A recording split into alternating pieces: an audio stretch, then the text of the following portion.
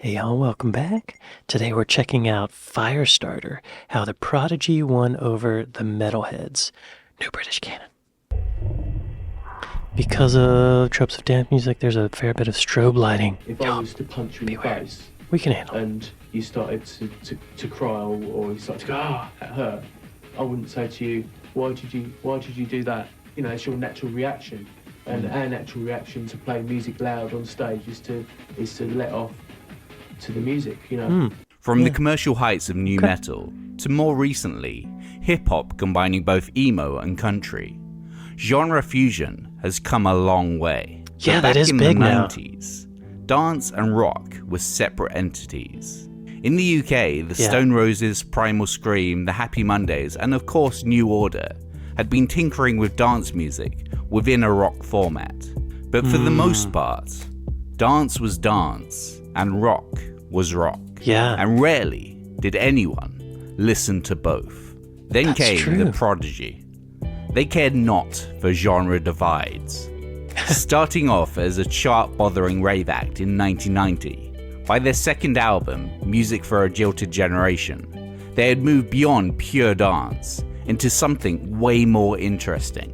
Their unique mix of electronica, hip-hop and rock led to their storming dance punk crossover, 1996's Firestarter.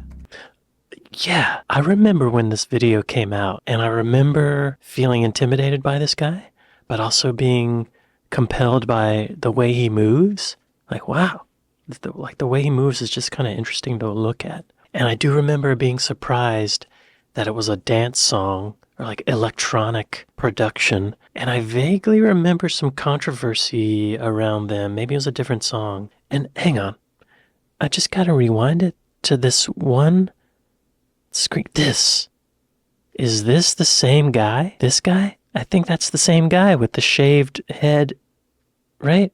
What a cosmetic choice to shave male pattern baldness into your head and spike the sides up and pierce your nose. That's a commitment. You're not getting a job as a paralegal with that look. Say, origins 1985 to 1991, rave, Charlie and Toy Town techno. So they started in 85, I guess? Originally, the Prodigy was only one man, producer and songwriter Liam Howlett. He grew up in Braintree, Essex, with the Specials, Sex Pistols, and Grandmaster Flash as early musical touchstones. Grandmaster Flash. After flirtations with breakdancing with his crew, the Pure City Breakers, he transcended to the British rave scene. Founded on a love of new, dance-focused electronic music, it, in a way, recalled the 60s psychedelic era, built on impromptu countryside gatherings, musical experimentation, and a newly introduced psychedelic drug called ecstasy. As much clowning around with sound as inspired by the movement, Howlett started creating his own tracks in his bedroom. Way to go. He's verily said that his chosen stage name was either just the name of his main synthesizer, a Moog Prodigy, or literally a bout of extreme arrogance. He said in Rolling Stone in 1997, Double meaning. it was b-boy largeness, I guess, in a way. Like Grandmaster Flash had a grand name, larging himself up with his name. Okay. When I first thought of the name, obviously I didn't consider it could be 4 people. It was just me, faceless in my bedroom, writing music. The Prodigy. That's very ahead of his time, I think. Like, this is before screen names, tags. It's before all of that. I love that he was just doing it in his bedroom. That's so great. I can relate. The concept of the Prodigy as a collective came slightly later.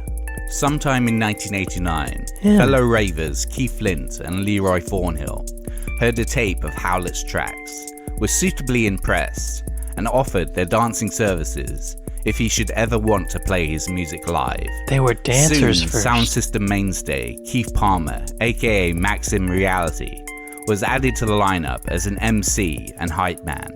After producing a 10-track demo, Howlett, and Howlett only, was signed to XL Records. The rest of the group were there solely for upping the energy for live performances. But that, in itself, was an oddity. No other act within the dance scene was performing live as a full band. Their first proper single was 1991's Charlie.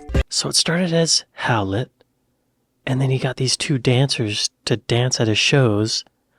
The record label signed just Howlett as the Prodigy, and the other two guys were still just dancers, or hype people, you know. I wonder where this is leading, you know? Like, did the other two guys get signed on? Their first proper single was 1991's Charlie.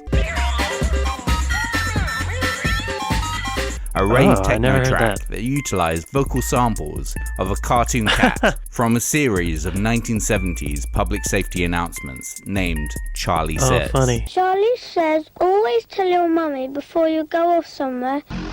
That's good advice. Charlie says, always tell your mummy before you go off somewhere. While it reached number Brilliant. 3 in That's the UK funny. charts, the band got pigeonholed as novelty merchants. And in 1992, Mixmag even accused the track of killing rave. I stand by that record. It's a great fucking tune. Whether or not it was comical, who gives a shit? It was the imitators afterwards that were the problem. Charlie spawned its own short-lived rave movement, dubbed Toy Town Techno, which produced such kids' TV-themed hardcore dance gems as A Trip to Trumpton, Pew, pew, Barney McGrew, Cuthbert Dibble Grub. Pew, pew, Barney McGrew, Cuthbert Dibble Grub. That one song created a whole movement. There is a funny juxtaposition between, you know, a little kid's show and E-word fueled dance, you know? Very adult. I like it. That's clever. Sesame's Treat,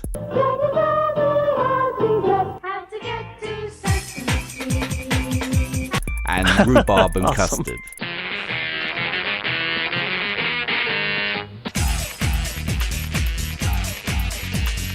The difference between the Prodigy and these chances was that the Prodigy would soon progress into something much more substantial. They were trendsetters. Wow. What does it say? Music for the Jilted Generation. Oh, that's the album, right? 1991 and 95, the Criminal Justice Act, Voodoo People, and rock fans. Their first full-length, Experience, was released in 1992, but even by then Howlett had wanted to move past their rave roots. And so, to promote the album, they went the more traditionally rock and roll route of a headlining tour in traditional pubs and club venues. Oh. Playing to an audience that were tipsy on beer rather than on one proved a challenge, and Howlett's songwriting changed to compensate, evolving and composing harder tunes with harder sounds for their next release. This guy's a visionary. I know Prodigy is just a name he came up with, but maybe he really was a literal prodigy. He's setting trends. He's doing different stuff. I had no idea. I'm impressed. 1994's Music for the Jilted Generation. In part, the album, and particularly the track Their Law,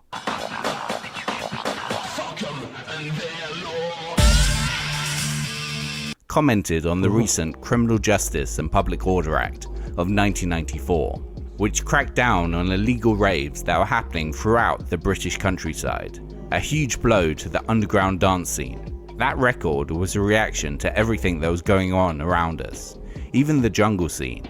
The tempo was going up and up, so I thought, fuck that, we'll go down, and we wrote Poison, which was a hip-hop track. He's trying to go against the grain. I like this Howlett guy. Rebel.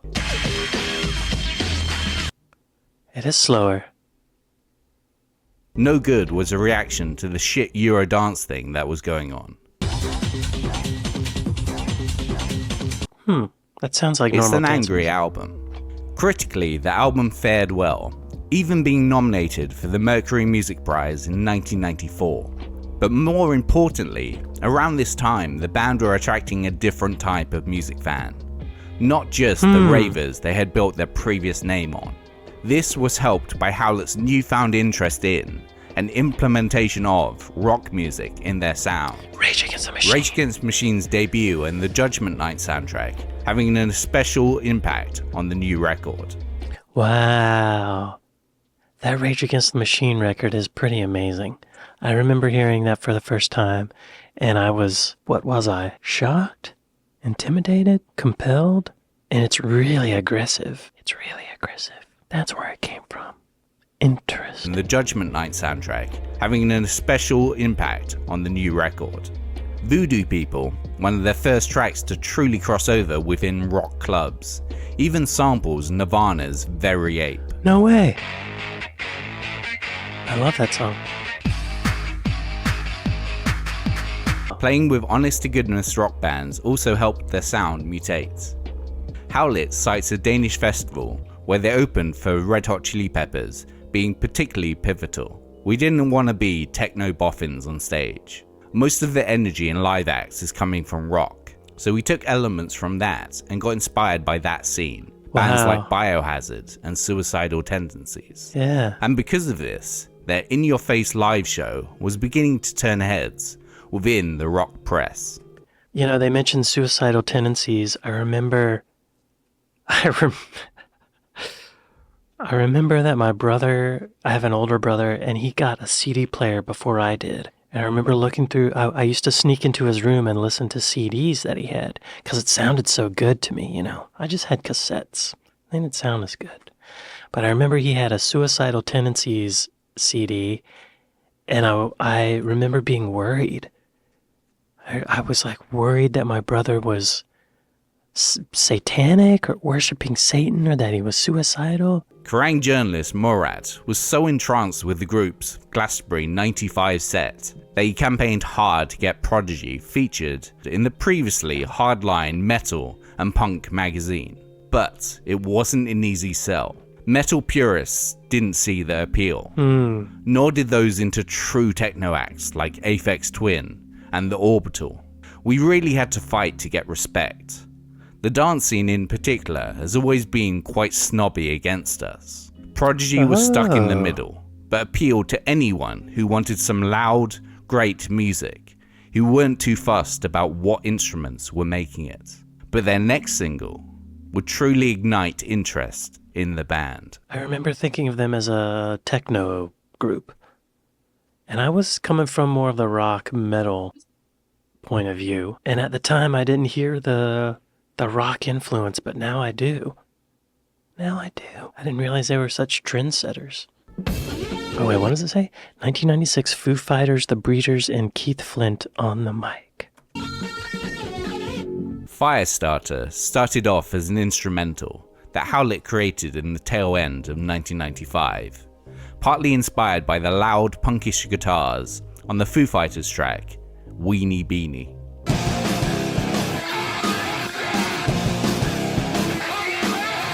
Howlett was impressed by the That does kind of remind me of Firestarter. I hope I can play that on YouTube. It does sound similar. Howlett was impressed by the track's full-on sonic assault, and he attempted to write something similarly impactful.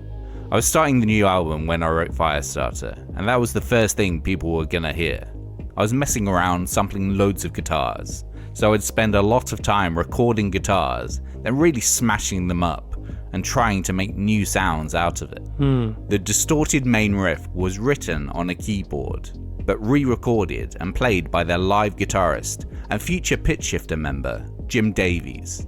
But as a means of creating tension in the song, Firestarter samples the drone of the Breeders song, SOS. What?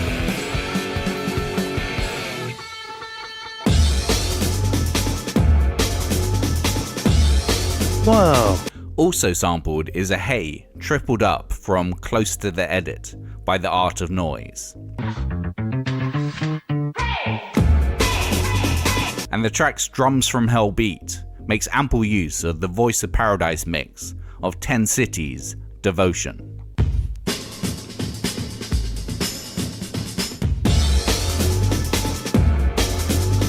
But even after the track was completed in instrumental form, Howlett still felt that something was missing. Now I'd have been happy with a good sample, but Keith says, I'd really like to try some vocals on that. And I'm like, what? Previously, Flint had solely been a dancer for the band. Howlett's only experience of hearing Flint sing was to U2 songs as they drove home from shows. The snobbish rock press had written him and fellow dancer Thornhill off, comparing them to the Happy Mondays Bez as having no real musical input. But Flint saw it differently. You could pay me your 20 notes to see me sit behind a drum kit, and I could play along with no enthusiasm. People would still call me a musician, but instead, I'm out here, having it, That's screaming, a good point. "Come on, you cunts, let's fucking go." What That's do you a good want? point. Entertainment? Yeah.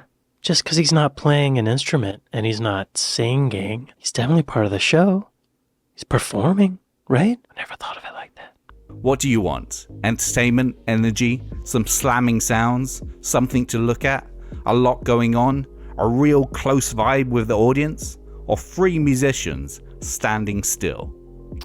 The That's a song good is not point. the ode to immolation the title might suggest. It is Flint singing about his role in the Prodigy. To get the Oh. audience pumped. He is there to ignite the crowd, to put a fire under their collective asses. He is their Wow. adrenalizer, the caffeinator. He is the Firestarter. But the song goes deeper than that. Given that the song is written by and about Flint himself, the song alludes to a self-critical personality.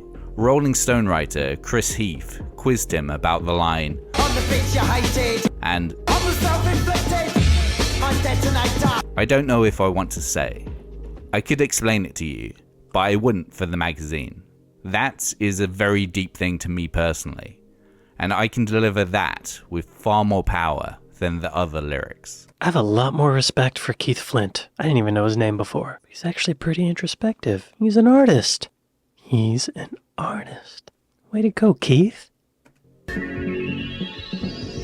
Music video 1996, Walter Stern, Aldwych, Tube Station, and that jumper. Oh, the sweater, the American flag sweater.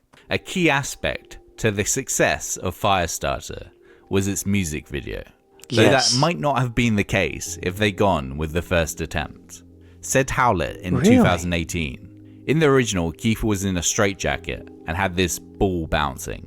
It was just nonsense. Huh. It cost like £100,000 and I just put it in the bin. As the label needed a video to It cost £100,000 and they just threw it away? I didn't know they had that kind of money. I mean, they had that record label behind them. As the label needed a video to promote the single, Howlett called Walter Stern, who had previously done the clips for the Jilted Generation singles. As they had wasted the majority of the video's budget on the initial attempt, the official Firestarter video was shot for only £20,000. Nice. And black and Yes. white as a cost-saving measure. They Smart. literally couldn't afford colour.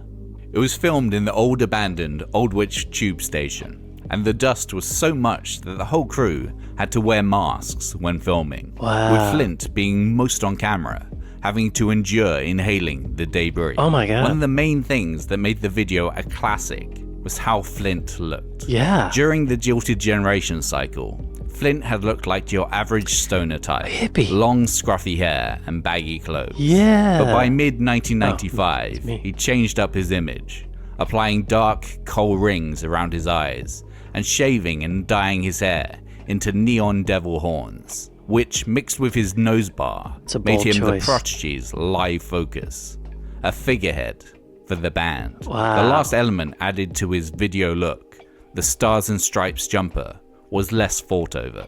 I was on my way to the video and went to Camden Market to find something to wear. I went to this second-hand store, saw the Stars and Stripes, and I liked the contradiction of us being this British band and wearing the Stars and Stripes jumper. It was £5.